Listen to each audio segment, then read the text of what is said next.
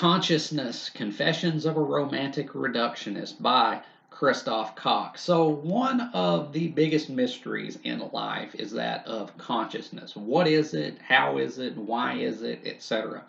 It is so badly understood, if it can truly be said to be understood at all.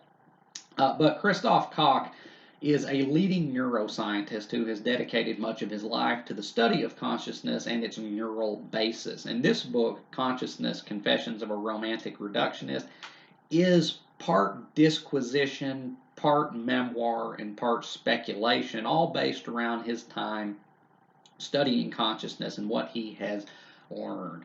So, normally I would try to summarize the narrative of a book, but this book doesn't really have a narrative unless you want to count the autobiographical aspects of it, which really aren't that interesting, truth be told. So rather, I will just summarize the content of this book, as well as talk about, I suppose, how it is written. So, Christof Koch, like I said, has spent a great deal of time studying consciousness and how it arises in the human brain. And one aspect which the book grapples with right from the get-go is whether consciousness is actually reducible to a purely physical system, which he wholeheartedly says that it is. It kind of has to be, and that's some interesting content in the book is how he talks about, a lot of people ascribe a certain kind of supernaturalism to consciousness, that mind supersedes brain. The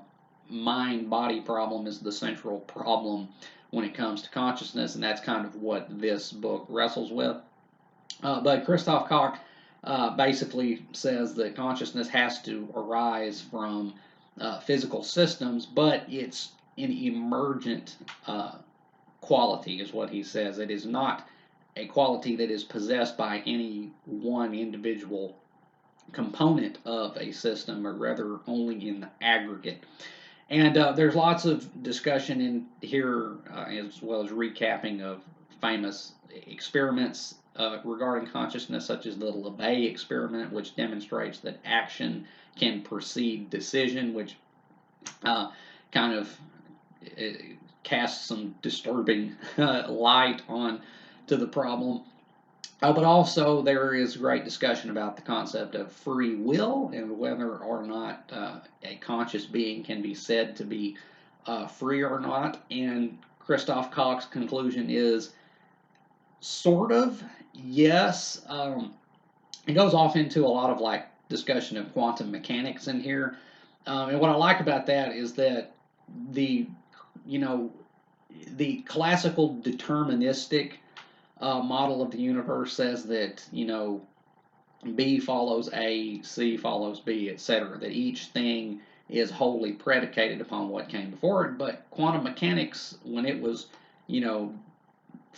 put together, the theory, and we began to understand more about the basis of our reality, we learned that things have a certain degree of unpredictability, and that events aren't necessarily strictly determined in the classical sense. Rather, they're based upon probability of occurrence. And Christof Koch works that into his theories of consciousness, that decisions aren't necessarily 100% free, as a lot of people like to think of it as, but they're not necessarily 100% not free either. It's kind of a middle ground. It's kind of ambiguous a little bit. But then he also talks about some really interesting stuff about the way that consciousness functions in the human brain and what happens when aspects of the human brain are tampered with. And one that I found very interesting was what happens when the corpus callosum is cut. And I remember that from my psychology courses when I was in college. The corpus callosum, if you don't know, is that thing in the center of your brain that binds both hemispheres together. And if that is cut, then your consciousness is basically split. You have two brains that work kind of independently rather than in tandem as they are intended to. And while you can live a more or less normal life like that, it does come with some potential pitfalls. And the stuff that he talks about that and how how the very fact that your consciousness could possibly be divided like that is very fascinating, if a little bit unsettling.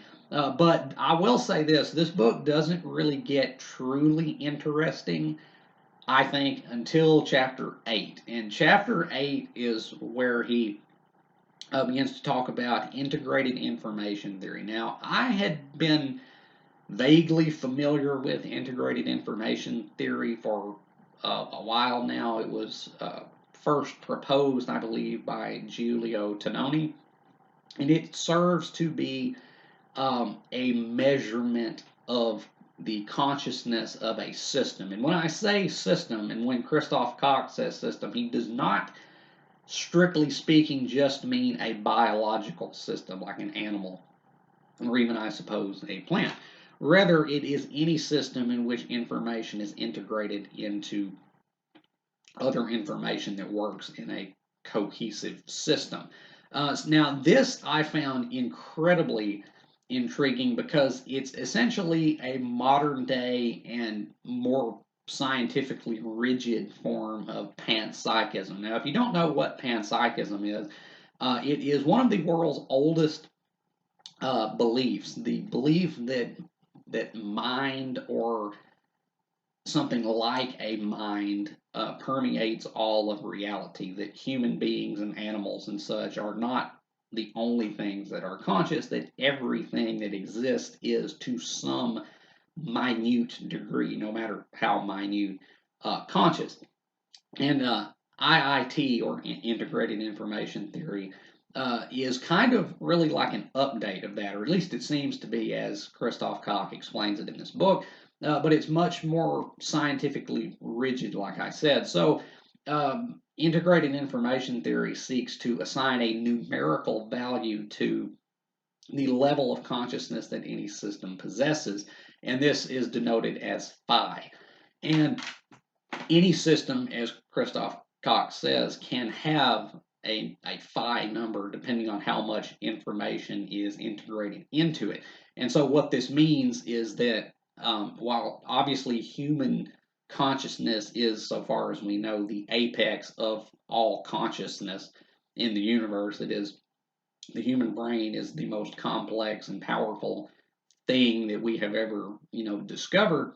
But what IIT basically says that anything, or perhaps everything, possesses or can possess a certain very, very, very, very, very minute aspect of consciousness, and that the degree of consciousness increases with the complexity of any system. Now, um, a lot of people might just write this off as pseudoscientific hogwash, and a lot of people have, because IIT is a very controversial proposition. But I personally think it has some real merit, because it helps to explain how mind can arise out of something, out of things that don't seem to possess mind themselves. The question, is kind of, how do you get something different from things that don't seem to possess that something,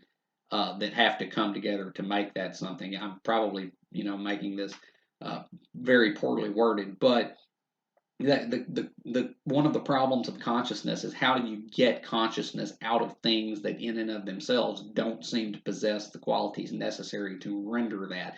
And IIT kind of comes to the rescue, or could, I suppose, because it says that everything has the potential for consciousness. So consciousness on this light didn't just arise out of, spontaneously out of nothing. Rather, it was a coalescence of many elements which, when working together, can create higher and higher degrees of consciousness, and that the human brain is simply the most complex and therefore the most conscious system that we have yet encountered. So I really, really did enjoy this book, because it gives you a lot to ponder, pun intended, brain. But it's also very informative if you've never encountered any of these concepts before. This is a really good primer, I would say, if you want to delve off into both the philosophy of mind, but also the hard science of the human brain. This is a really good jumping off point. The writing in this was pretty good. It's written fairly colloquially, not too many um, high level scientific jargon terms in here, or at least not that aren't sufficiently defined.